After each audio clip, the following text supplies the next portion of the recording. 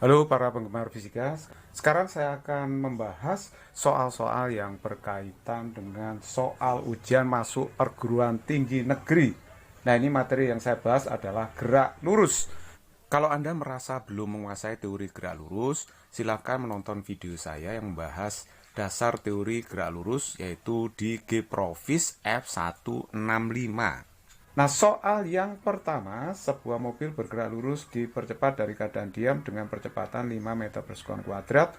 Mobil tersebut kemudian bergerak dengan kecepatan konstan. Setelah beberapa saat, mobil mulai diperlambat 5 meter per sekon kuadrat hingga berhenti. Jika kecepatan rata-rata mobil adalah 20 meter per sekon dan waktu total untuk bergerak 25 sekon, maka mobil tadi bergerak dengan kecepatan tetap selama berapa sekon? Oke, untuk menyelesaikan soal ini, kita bisa menggambar diagram VT ya. Diagram VT seperti ini. Benda mula-mula diam ya, terus kemudian dipercepat dalam waktu T, sehingga memperoleh kecepatan tertentu, kemudian bergerak dengan kecepatan konstan, misalnya selama waktu T aksen. Kemudian diperlambat hingga berhenti. Diperlambat dengan perlambatan 5 meter per sekon kuadrat. Nah, terus kemudian perhatikan ya di sini. Kalau di sini waktunya T, maka di sini juga T. Ini kasus simetris ya. Percepatan dengan perlambatannya itu sama. Nah, terus kemudian waktu dia bergerak dengan kecepatan konstan, saya misalkan T aksen, itu adalah 25 min 2T. Kenapa? Karena seluruh waktu di sini kan 25 kan ya. Ini T, ini T. Sehingga waktu untuk bergerak dengan kecepatan konstan itu adalah 25 min 2T gitu ya. Oke, jadi kalau nanti T-nya ini ketemu, tentu saja nanti T aksennya bisa dicari. Jadi yang di sini yang tanyakan adalah T aksen. Nah, kita bisa mencari jarak dalam diagram VT, jarak itu luas daerah di bawah kurva kan ya. Nah, sekarang mari kita lihat, kalau luas daerah di bawah kurva, berarti kita mencari luas trapesium. Luas trapesium itu setengah 2 sisi sejajar dijumlahkan kalikan tingginya. Lah tingginya ini berapa? Karena ini dipercepat 5 meter per sekon kuadrat dalam waktu T, berarti kecepatan akhir yang didapatkan adalah 5T. Karena VO-nya 0 di sini ya, VO-nya 0, A-nya 5, T-nya ya T, jadi 5T. Jadi ini sebenarnya adalah kecepatan sesaat pada T detik kemudian. Nah, jarak sama dengan luas, jarak itu V rata-rata dikalikan T ya. Luas trapesium itu setengah, 2 sisi sejajar kita jumlahkan. Berarti yang bawah ini adalah 25 kan. Nah, sedangkan yang atas ini adalah T aksen. T aksen itu berarti 25 min 2T. Dikalikan dengan tingginya di sini adalah 5T gitu kan ya. Oke, sekarang kita masukkan V rata-ratanya adalah 20. T seluruhnya dari sini ke sini, ini maksudnya T total ya. T total, keseluruhan gerakannya. Jadi yaitu 25 waktu keseluruhan gerakan sampai berhenti kembali itu ya. Nah, ini setengah, terus ini 50 minus 2T dikalikan dengan 5T. Nah, sekarang perhatikan di sini ini 500 kali 2 itu adalah 1000, 1000 dibagi 5. Jadi ini hasilnya adalah 250 min 2T kali T. Kalau saya bagi 2, berarti ini 100 sama dengan ini 25 min T kali T seperti ini. Sehingga saya dapatkan bahwa 100 sama dengan berapa ini ya? 25T min T kuadrat. Atau boleh saya tulis T kuadrat min 25T plus 100 sama dengan 0. Nah, sekarang kita faktorkan ya. Kita faktorkan, ini sama dengan 0. Ini kan T, terus ini T. Kalau ini saya tulis min 5, berarti di sini kan min 20 gitu ya. Coba ambil 5 kali min 20, 100. Betul kan ya? Nah, itu faktornya seperti itu. T-nya di sini 5 sekon. Yang di sini adalah 20. Nah, mana yang kita masukkan T5 atau T20 untuk mencari T aksen pada saat benda bergerak dengan kecepatan konstan? Kalau seandainya kita masukkan T20, tentu saja 20 masuk sini, hasilnya 25 dikurangi 40. Nggak mungkin T itu negatif. Jadi kalau begitu yang kita masukkan adalah T sama dengan 5 ini. Jadi 25 dikurangi 2 kali 5 ya. Jadi hasilnya adalah 15 kon. Jadi kalau begitu jawaban yang tepat adalah C. Nomor 2, seorang anak menjatuhkan sebuah batu dari ketinggian 20 meter, 1 detik kemudian ia melemparkan sebuah batu lain ke bawah. Anggap tidak ada gesekan udara dan percepatan gravitasi 10 meter per sekon kuadrat. Jika kedua batu tersebut mencapai tanah bersamaan, maka kelajuan awal batu kedua adalah berapa? Caranya kita harus menghitung dulu berapa lama batu satu untuk mencapai tanah. Jadi batu yang pertama ini kan jatuh bebas gerakannya ya. Jadi dia GJB. Kalau GJB maka berlaku S sama dengan setengah GT kuadrat. S-nya adalah 20 meter hingga di tanah ya. Ini 5 karena G-nya 10 kali T kuadrat berarti T-nya dapatnya adalah 2 skon. Jadi untuk mencapai tanah butuh waktu 2 skon. Nah, untuk mengejar batu yang pertama, batu kedua itu harus dilempar ke bawah dengan kecepatan awal tertentu. Karena dia sudah telat 1 detik, berarti untuk mencapai tanah harus 1 skon ya. Sisa waktunya 1 skon. Jadi kalau begitu untuk batu yang kedua bergerak secara GVB, gerak vertikal ke bawah. Sehingga nanti S-nya bagaimana? Ya S-nya VOT plus setengah GT kuadrat. Jadi S-nya ya 20 itu, sama ya, 20. VO-nya ditanyakan, T-nya tadi sisanya hanya 1 detik ya. 1 skon, plus setengah G itu 5, karena G-nya 10, T-nya 1 skon. Jadi ini VO-nya adalah 20 dikurangi 5, berarti 15 meter per skon. Jawaban yang tepat adalah C. Nomor 3, mobil sedan dan truk bergerak lurus sama arah di jalan bebas hambatan. Mula-mula sedan dan truk bergerak dengan kecepatan konstan sama besar dan berjarak 50 meter dengan posisi sedan di depan truk. Karena supir sedan melihat halangan di depannya, maka ia menginjak rem yang menghasilkan pelambatan tetap 3 meter per sekon kuadrat. Pada saat yang sama, supir truk mengerem dengan pelambatan tetap 2 meter per sekon kuadrat. Pada saat sedan tepat berhenti, maka truk akan menabrak sedan dari belakang dengan kecepatan berapa? Misalkan sedan itu tertabrak truk, posisinya itu di sini. Berarti nanti S dari truknya itu harus sama dengan S sedan. Posisinya harus sama ya. Jadi S truk itu adalah VOT plus setengah AT kuadrat karena GLBB. Jadi ini truk, terus kemudian untuk sedannya perhatikan ada jarak 50 meter ya. Jadi S-nya 50 plus VOT plus setengah AT kuadrat untuk sedan. VO-nya nggak tahu memang ya. Awalnya VO kecepatannya. Sama tapi ya. VO. Sedan kecepatannya VO, truk juga VO. Dikalikan dengan T plus setengah. Truknya direm dengan perlambatan 2. Saya kasih min karena diperlambat ya. Kali T kuadrat. Sama dengan 50 plus VOT plus setengah A-nya sedan min 3T kuadrat. Seperti itu. VOT-nya saya coret ya. Sehingga di sini dapatnya apa ya ini ya. Berarti kan kalau saya pindahkan ke sini 3 per 2T kuadrat min T kuadrat sama dengan 50. Nah ini kalau saya kurangkan 1,5 dikurangi 1 berarti kan T kuadrat ini ya. Setengah T kuadrat ya. Nah itu. Setengah T kuadrat sama dengan 50. Berarti T kuadrat 100. T-nya kalau begitu ketemu berapa? Ketemunya T-nya ketemu 10 skon. Nah, dapat sekarang ya. Kalau T-nya sudah ketemu, kita bisa mencari VO-nya. Nah, lihat ya, sedannya itu direm akhirnya berhenti sedannya. VT-nya 0. Padahal kita tahu VT itu apa? VT itu VO plus AT kan gitu ya. VT itu VO plus AT. Jadi VT-nya sedan itu 0 karena sedannya berhenti ditubruk truk dari belakang. VO plus sedannya min 3 perlambatannya, T-nya adalah 10. Nah dari sini kita dapatkan bahwa VO-nya itu adalah 30 kan. Tinggal memutar ruasnya aja ini. Tinggal memindahkan ruas jadi 30 meter per sekon. Nah itulah kecepatan awal dari truk maupun sedan pada saat posisinya 50 meter tadi. Nah sekarang yang ditanyakan, lah truk itu menabrak sedan dengan kecepatan berapa? Nah sekarang kita tinjau truknya ya. Truknya VT-nya sama dengan apa? VO plus AT gitu kan ya. Nah VO-nya tadi jelas 30 sudah ya. Terus kemudian A-nya itu min 2 perlambatan truk. T-nya tadi ketemu 10 pada saat berbenturan atau tabrakan. Jadi 30 dikurangi 20 itu 10 meter per sekon. Jadi itulah kecepatan truk pada saat menabrak sedan. Jadi jawaban yang tepat adalah C.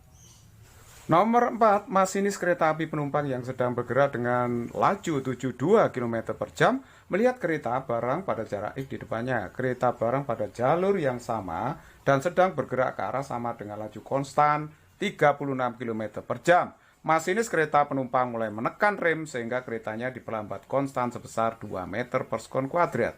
Kereta penumpang akan menabrak kereta barang jika bagaimana?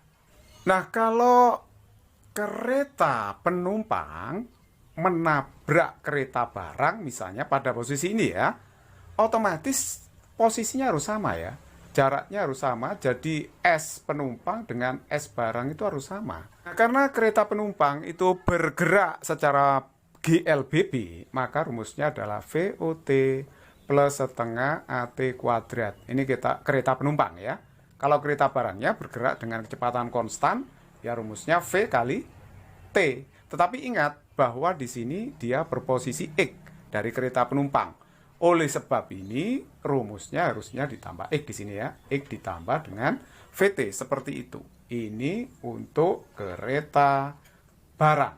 Nah, sekarang mari kita masukkan. VO-nya di situ untuk penumpang adalah 20. Itu sebenarnya 72 km per jam dijadikan meter per sekon, jadinya 20 ya. 20 T plus setengah, A-nya itu min 2 kali T kuadrat sama dengan X plus V-nya kereta barang itu 10 meter per sekon. Itu dari 36 km per jam.